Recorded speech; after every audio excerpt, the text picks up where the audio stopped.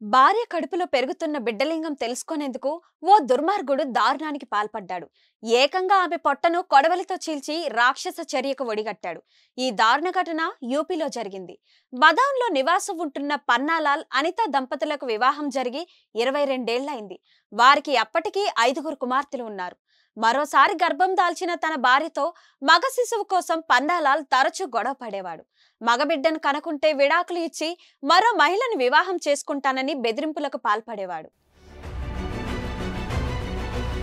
ఈ క్రమంలోనే 8 నెలల గర్భంతో ఉన్న తన భార్య పొట్టలో ఉన్నది మగబిడ్డ ఆడబిడ్డనా అని తెలుసుకునేందుకు కొడవలితో తన భార్య గర్భాన్ని చీల్చాడు.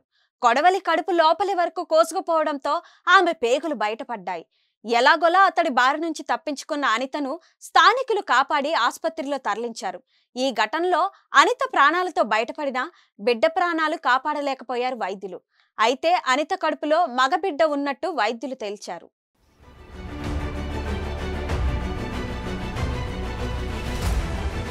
మరిన్ని వీడియోస్ కోసం ఛానల్ ని సబ్స్క్రైబ్ చేయండి. లేటెస్ట్ అప్డేట్స్ కోసం వాట్సాప్ ఛానల్ ని ఫాలో చేయండి. అండ్ లింక్ డిస్క్రిప్షన్ లో ఉంది.